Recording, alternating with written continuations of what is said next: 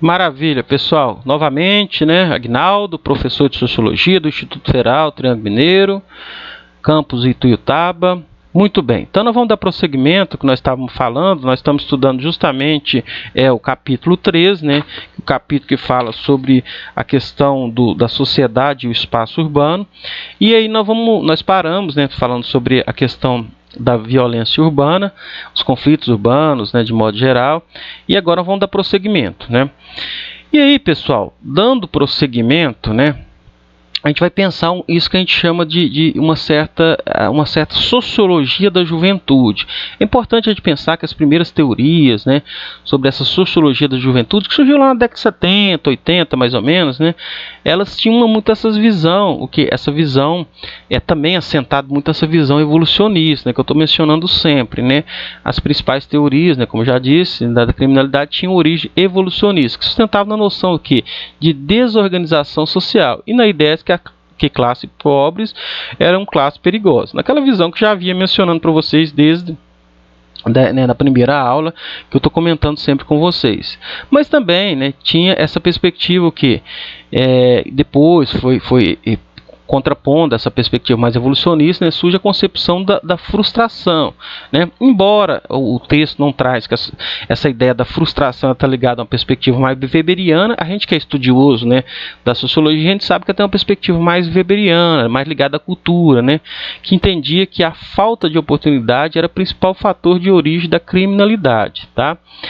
E aí criticando todas essas, vem uma postura mais crítica a ambas, né, a perspectiva do rótulo, né, que atribui às instituições governamentais uma ação discriminatória contra as minorias, né, que propunha uma fórmula do sistema penal. De modo geral, é claro que nós não podemos falar que essa teoria é só teoria marxista, mas ela tem boa parte dessa perspectiva do rótulo foram produzidos por autores marxistas também. Tá?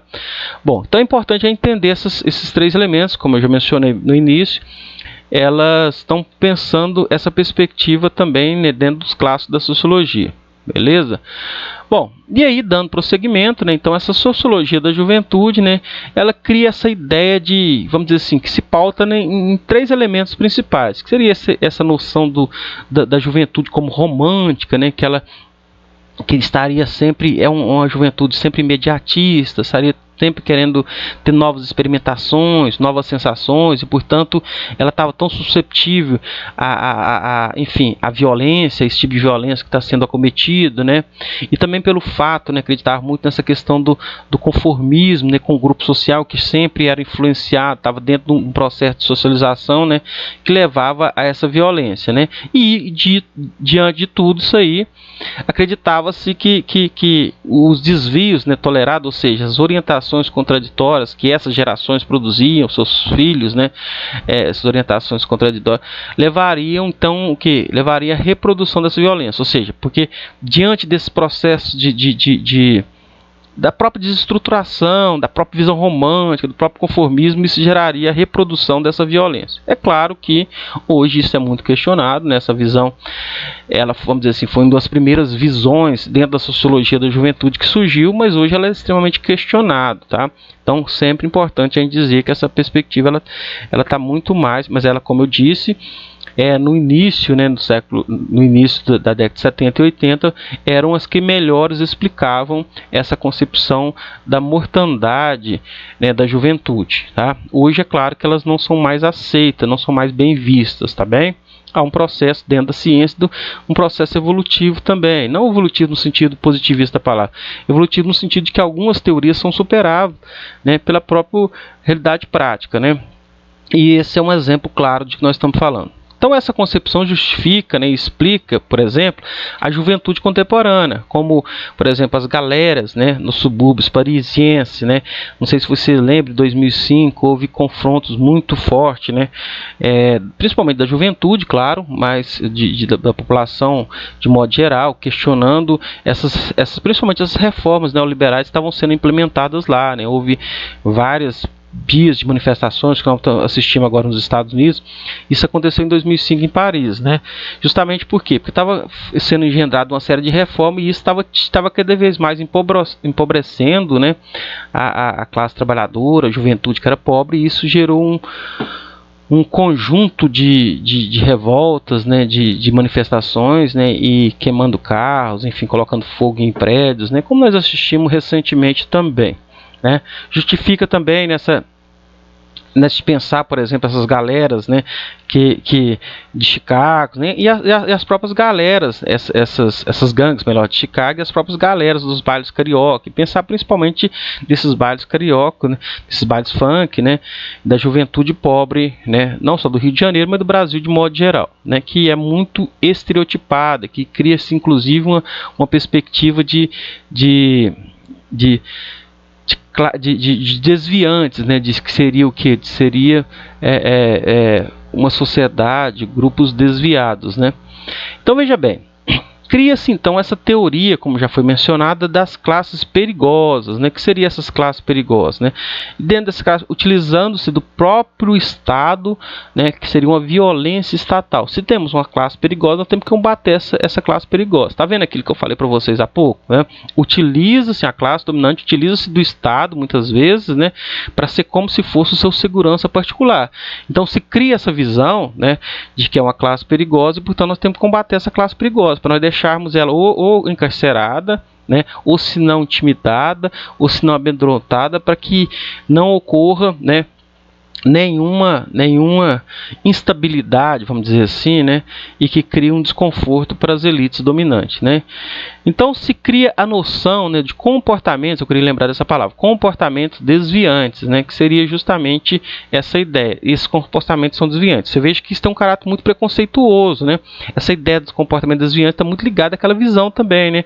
A pessoa que não tem uma atitude igual ao outro, então ele é desviado, né? Ele é o gay, ele é o travesti, ele é o violento, ele é, quer dizer, percebe? É essa incapacidade de comportar, né? De comportar a diversidade, mas não só de comportar a diversidade, de fazer com que a diversidade ela seja massacrada, ela seja intimidada e, portanto, ela esteja reclusa, né? Então é importante a gente pensar isso. E aí teve um autor bastante importante, né, que pensa, o Evan Goffman, né, que também é um autor importante para se pensar a sociabilidade e o controle social, que vai utilizar-se da teoria do estigma, né, para entender como determinados grupos são integrados ou segregados, né, e aí pensa justamente esse caráter, está ligado à pobreza, está ligado ao negro, né, aqui no Brasil, inclusive, a abordagem policial é um exemplo muito claro disso, né, não sei se vocês assistiram alguns anos atrás, acho que uns 2 anos atrás, o policial falou abertamente, aí virou uma polêmica toda, ele desmentiu, mas ele falou assim, o tratamento que a gente faz com o jovem da periferia é muito diferente do que a gente faz com um jovem, né, das regiões mais ricas, né, acho que foi de São Paulo, de Rio de Janeiro, não me lembro muito bem, mas isso expressa claramente, né, porque assim, existe uma violência institucional, existe uma violência estatal, né, e assim, não é à toa que por isso os jovens negros eles morrem mais. Aí vocês vão perguntar, mas é porque eles cometem mais crime. Primeira coisa, nós temos que pensar, pessoal, esse não é assunto dessa aula, mas assim, como que foi feito o processo de abolição da escravatura aqui no Brasil, né? Foi um processo assim extremamente injusto de jogar. Primeiro assim, é um crime contra a humanidade a escravidão, mas depois que você escraviza, aí você não cria nenhuma política de integração desse negro na sociedade, você exclui ele em todas as dimensões, espacial, social, cultural, econômica, né? E aí quando você faz isso, é evidente que a pessoa, né, a tendência desses grupos, né, enveredar muitas vezes pela violência, pela falta dos equipamentos urbanos, pelas faltas de oportunidade, né? Então acaba que isso é um processo quase natural. Então assim, se a gente for culpar alguém por isso, a gente tem que culpar muito mais do que a instituição, o Estado, as nossas elites, né?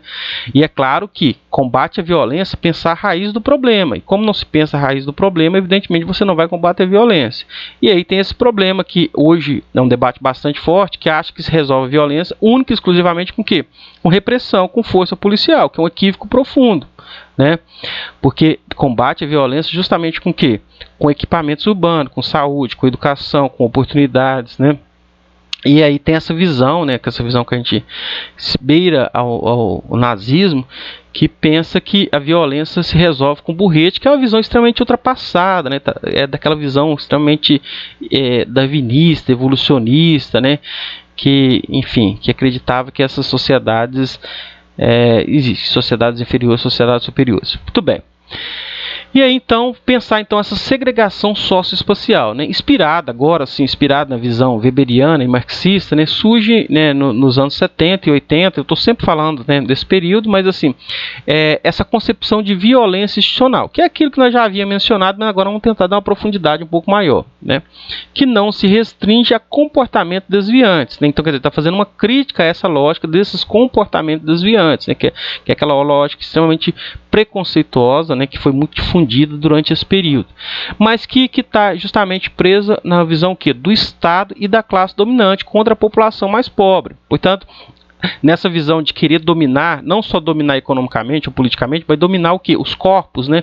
Vamos lembrar lá do Foucault, lá, né? Para dominar os corpos, você faz isso através de quê? Você faz isso através da prisão, você faz isso através do aparato policial, você faz isso através da violência, né? Porque você intimida, né? Você veja bem, temos vários depoimentos. Eu até passei para os meninos do segundo ano essa questão, Falcão, meninos do tráfico. Mas nós temos vários depoimentos, quanto assim, então, o Estado ele trabalha fortemente, o aparato policial trabalha fortemente para justamente o quê? Para justamente dominar os corpos, fazer com que os corpos, né, devem agir. E aqueles que se restringem, aqueles que não aceitam isso, eles são mortos, eles são presos, eles são, né, ao invés de criar políticas para inserir essa pessoa, faz justamente o contrário, mata ou encarcera, né? Então é importante a gente pensar nesses aspectos, porque justamente essa dimensão começa a haver então essa discussão no âmbito weberiano marxista das classes dominantes contra a população mais pobre, do Estado, evidentemente, porque o Estado acaba sendo um aparato da própria burguesia, né, da própria classe dominante contra a população mais pobre. Hoje, por exemplo, se a gente for pensar isso, acontece mais ou menos a mesma coisa, né, o debate sobre a criminalidade da pobreza, né, então assim, o encarceramento e de estigmatização dos mais pobres não se baseia na busca por segurança, mas no saneamento social. Então veja bem, pessoal, durante muito tempo essas teorias, né, ligado, como eu já falei para vocês, ligado ao darwinismo social, ligado a essa questão do evolucionismo, acreditava-se, né, que existiam as classes perigosas, precisava combater essas classes perigosas. Agora essa visão weberiana e marxista está combatendo isso, que vai falar que isso é justamente o que? Cria-se um processo de criminalização da pobreza, de encarceramento dos pobres, né, de estigmatização dos pobres, né, e essa visão é difundida, inclusive pelos próprios pobres, né, porque os meios de comunicação de massa, como vocês bem sabem, eles trabalham de modo geral a favor dos interesses dominantes na sociedade, e não precisa perguntar quais são os interesses dominantes da sociedade. Então, portanto, pessoal, acontece aquilo que a gente chama de saneamento social, né? E que seria esse saneamento social? Seria essa limpeza, seria essa organização, né, social. E no Brasil ele ganha uma característica muito ímpar, né? Justamente por quê? Porque ele atinge principalmente a população negra, né? Então ele acaba ganhando, esse saneamento social acaba ganhando um caráter que a gente chama de limpeza étnica, né? O que seria essa limpeza étnica, né? A população perigosa, principalmente os pobres, jovens e negros, né? Eles têm que ser eliminados. Não é à toa que a população negra, o jovem negro e pobre, ele tem 3 vezes mais chance de ser assassinado do que um jovem branco, né, bem sucedido, né?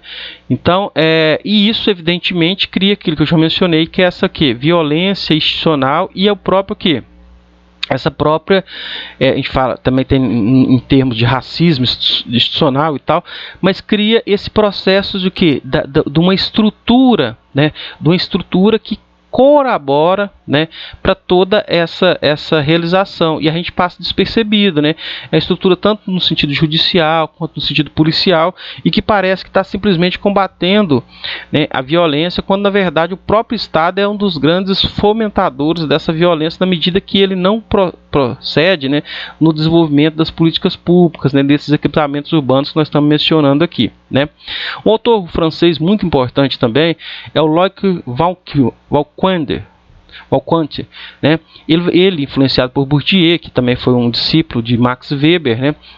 ele vai falar, trabalhava essa ideia da violência vinda de baixo, né, e de cima, né? Essa violência vinda de baixo que é justamente a expressão do que? Da explosão das revoltas, né? Que envolve os pobres da cidade de modo geral. Pode ser a violência entre as próprias comunidades, né? mais precárias, né? Já a segunda, que seria vinda de cima, seria justamente os impactos das políticas econômicas, sociais, né? Ou a ausência delas que provocam tudo isso aí. Então, assim, muitas vezes a gente não coloca na conta e os próprios discursos governamentais de modo geral não colocam na conta que as políticas econômicas, a falta delas, as políticas sociais, a política trabalhista ou a falta dela, elas são um dos grandes elementos, né, para gerar o quê? Para gerar a violência urbana, né? Mas isso nunca é trabalhado, a grande mídia nunca fala disso, né? E quando fala, assim, são situações muito esporádicas, né? Então, isso gera o que ele está chamando de segregação espacial urbana, porque justamente expressa as diferenças dos equipamentos públicos, né? Ou seja, que compõem a cidade de maneira que o transporte, a habitação de locais longínquos e longe do trabalho são mais desassistidos e deficientes com as infraestruturas de serviço público. Isso é muito evidente, pessoal. Se você for em qualquer cidade grande ou de médio porte, você vai ver isso de uma forma tão escancarada. Aqui em Uberlândia, por exemplo, a gente vê isso muito claramente. Tem os bairros que, assim, copiando, né, São Paulo, é os bairros que chamamos jardins, né, que é os condomínios fechados, mais afastados. E aí faz toda uma infraestrutura, uma coisa de acesso extraordinário, né? Um cuidado extremo. E você vai para os bairros mais periféricos, né? Mais pobres, e não tem essa preocupação desses equipamentos urbanos, a qualidade desses equipamentos urbanos, né? Fica muito mais naquela preocupação da reprodução desse exército, né? Desse exército de reserva que nós já havíamos mencionado, tá? Então é preciso essa questão, recuperar a ideia da violência. Ele, como autor, né, influenciado por Bourdieu, ele recupera muito essa questão da violência simbólica e estrutural, né? Então ele vai falar justamente disso, quanto que também existe, além dessa violência de fato, né, a violência simbólica e da própria estrutura do capitalismo, dos órgãos de Estado, né? Que é a violência policial, a violência judicial, a violência da própria cultura, do próprio preconceito para com as outras pessoas advindos, né, das classes mais populares, né? E aí, essa expressão também da meritocracia. O que é meritocracia? Porque, como eu sempre gosto de dizer para vocês, a meritocracia é uma coisa linda, maravilhosa, mas para quem está nas mesmas condições, né? Nós não vivemos numa sociedade equitária, numa sociedade onde as pessoas têm as mesmas condições. Então, a meritocracia é um discurso extremamente falacioso. Justamente por quê? Porque ela dá condições extremamente desiguais, iguais para pessoas totalmente desiguais, né? Exemplo disso é o acesso à universidade, é o acesso a concurso público, é o acesso, né, acesso a créditos, né, e tantas outras coisas mais, né?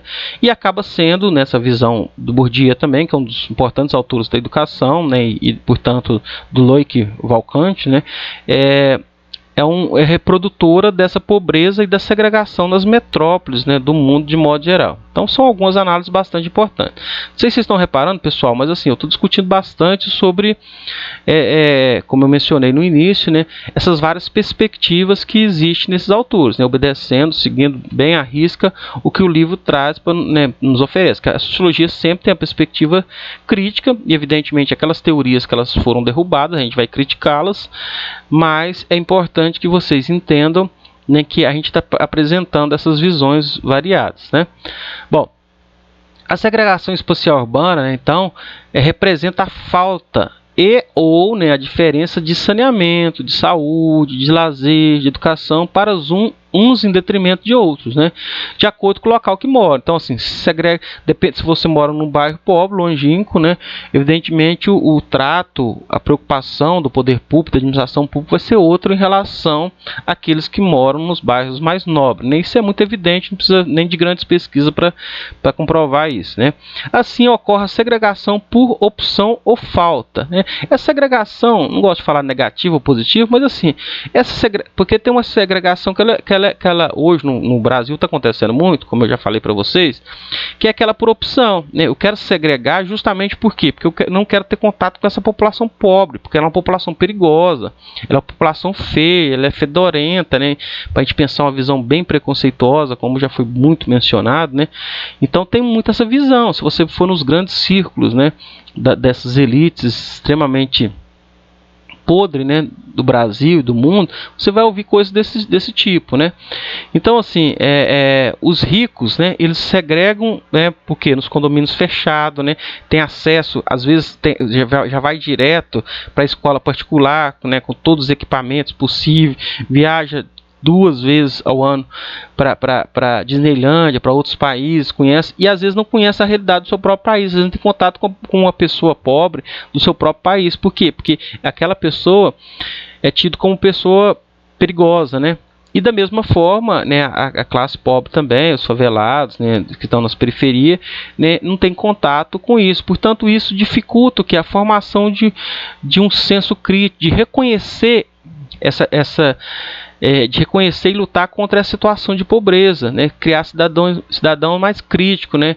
E combater essa violência urbana, né? É importante a gente dizer isso, pessoal, porque, assim, de modo geral, as pessoas que vão nos governar, que vão administrar as grandes empresas, são as pessoas advindas desses grandes círculos, né, econômicos, dessas grandes elites, de modo geral. Então, elas não têm uma visão da realidade, não têm uma visão do Brasil, não têm uma visão, vamos dizer assim, claro que tem uma visão, né, não tem uma visão correta, né, do que é o Brasil, do que é a sociedade brasileira, do que é a pobreza, né.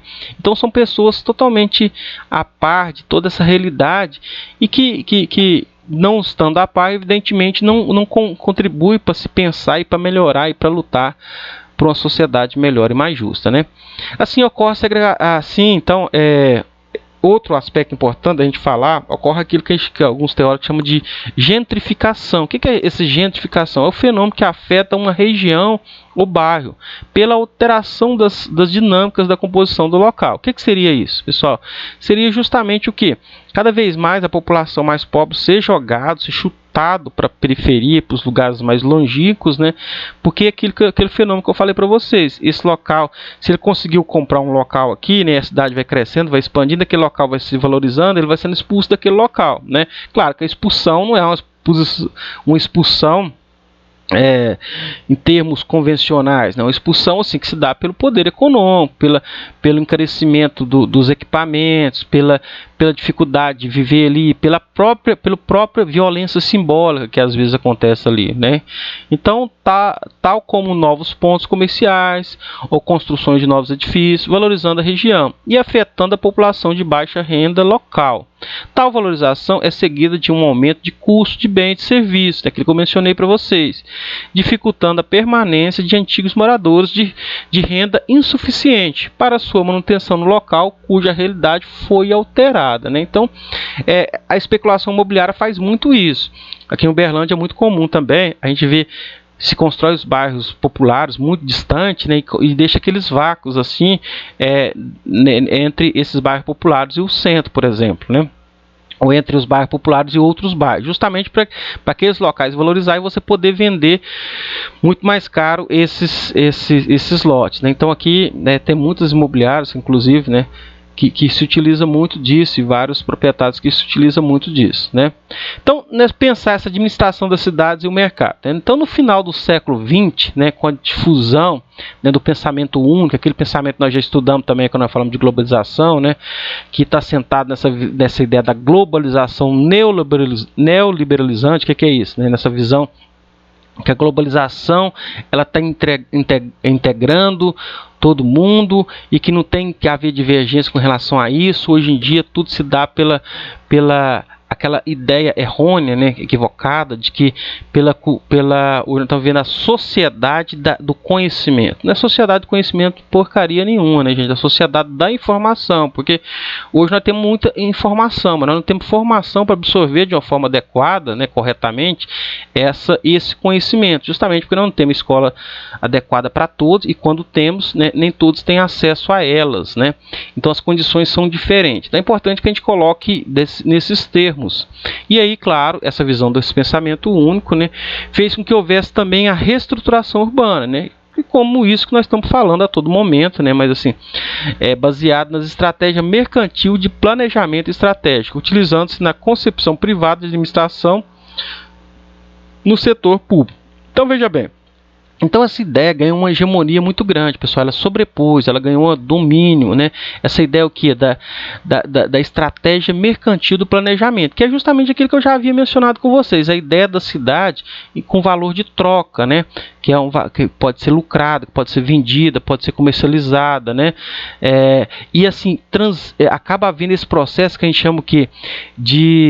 De você pegar a visão privada, né, da administração privada e impor ela ou implementar ela, né, implantar ela na administração pública. Então, se você reparar, os principais governos, né, brasileiros de caráter neoliberalizante, todos eles querem trazer, Minas Gerais é um exemplo claro disso, né, querem trazer o que? Administração privada para o público, né, como se tivesse a mesma natureza. Não tem a mesma natureza, né, é justamente, só que é um discurso que convence muitas pessoas, que passa aquela visão de eficiência, né, aquela visão de dinamismo, né, de competência, né, que a gente sabe que não é nada disso, que é um equívoco sem precedente, né? As melhores empresas brasileiras, inclusive, são empresas públicas, né? A melhor educação, por exemplo, brasileira é a educação pública, né? A ciência é pública, né? Enfim, mas o fato é que tem um discurso muito forte e que ele acaba se reproduzindo e nós acabamos reproduzindo ele também. Então aí está pautado nessas duas visões, né? Que é a visão de que a cidade seria mercadoria e, portanto, pode ser vendida, e essa visão de que a empresa, né, é uma unidade de gestão de negócio, portanto, as cidades é como se fosse uma empresa para ser negociada, né? E aí nós temos que fazer uma observação importante, né? Nessas visões, né, como essas visões fazem com que os grandes eventos, como aconteceu a Copa, né, as Olimpíadas aqui no Brasil, ela foi muito utilizada essa perspectiva, né, essa perspectiva o quê? Da estratégia mercantil de planejamento estratégico. Então, quer dizer, trazer a Copa para cá, porque a cidade pode lucrar muito com isso, né? Porque nós vamos ficar conhecido no mundo inteiro, né? E isso gera vários problemas, né? Porque esses grandes eventos geram vários problemas. Primeiro que faz vários elefantes brancos que às vezes não tem utilidade, como aconteceu na África do Sul, teve que até que ser destruído, né? Você gasta milhões, às vezes até bilhões em equipamentos e aí tem que ser destruído, né? Coisa que poderia ser gasto em educação, em saúde, em hospital e tudo mais, e acaba não aí. Mas para além disso, pensar essa questão o tanto de pessoas que foram removidas, né? Então, assim, essa preocupação de cada vez mais tem que remover isso aqui para criar uma dinâmica, né? Para as pessoas poderem chegar aos estádios, né? Para poder chegar às vilas olímpicas, né? E aí isso gera um abuso policial muito grande, né? No Brasil nós assistimos vários desses abusos policiais, nós vimos várias desocupações, desrespeitando inclusive a Constituição, né? Então, assim, vários problemas nesse sentido que a gente pode chamar inclusive de limpeza social, né? Não só uma limpeza étnica, mas uma limpeza social, né? Então há um desrespeito muito grande das leis de responsabilidade social, de fiscal, né? Congelamento de investimentos, né, sociais, como a questão, por exemplo, de congelamento de salário do servidor público, como a questão de investimentos em saúde, educação, como eu já mencionei, né? Então gera aquilo que alguns autores chamam de cidade de exceção, que é justamente, parece que nós estamos passando por uma situação de uma ditadura na qual as leis, as regras, as garantias, elas estão provisoriamente suspensas, né? Então isso é muito criticado justamente por esse aspecto. Tem os aspectos positivos? Claro que tem, mas tem esses problemas também. Então, pensar dois modelos da cidade, né? Então, né, é isso que eu já mencionei dentro dessa lógica, né, que se baseia no mercado, utilizando-se do marketing para atrair investidores. Temos como princípio a produtividade, a competitividade, a subordinação dos fins sociais à lógica de mercado, né? Outra visão, veja bem, estou sempre colocando essa visão, né, uma visão mais crítica e uma visão mais justamente hegemônica, que seria a visão consensual, consensual não, mas a visão que a classe dominante tem e que, portanto, se reproduz com maior poderio, vamos dizer assim. Outra que valoriza a política, né, como meio para democratizar a cidade e solucionar os conflitos, né? Então, portanto, né, nós podemos pensar nesse processo de participação, né? Como, por exemplo, nós tivemos várias prefeituras do Brasil, mas o exemplo mais evidente foi em 1989, né? Lá no Rio Grande do Sul, né? Em Porto Alegre, do orçamento participativo. Isso que nós já trabalhamos, da economia solidária, né? Que seria justamente pensar novas formas de sociabilidades, nova forma de sustentação sem estar guiado por essa lógica de mercado, né? E assim reflete sobre as deliberações éticas e políticas que contrapõem, evidentemente, essa lógica de mercado, né? E aí a importância, baseando nesses princípios da urbanidade, da função social do solo urbano e da democracia, né? E aí entra, inclusive, uma discussão bastante importante, que é justamente nós temos várias pessoas sem moradias, sem tetos, né, por exemplo, e aí nós sabemos perfeitamente, assim como no campo, né, existe aquilo que a gente chama de função social da propriedade, né? Então, nós temos inclusive vários prédios públicos que estão abandonados, né, não só prédios do Estado, né, do governo federal, estadual, municipal, mas privados que ninguém mora e há uma demanda muito grande por moradia, né? E muitas vezes esses prédios estão irregulares no sentido de pagamento de impostos e tudo mais. E aí pensar, se houvesse uma preocupação de cumprimento realmente da Constituição, esses imóveis deveriam cumprir a função social, né? Que é justamente isso que nós estamos mencionando e que inclusive o Estatuto da Cidade traz muito claramente, né? Que é os princípios da urbanidade, da função social do solo urbano e da Constituição, evidentemente, de uma democracia, né?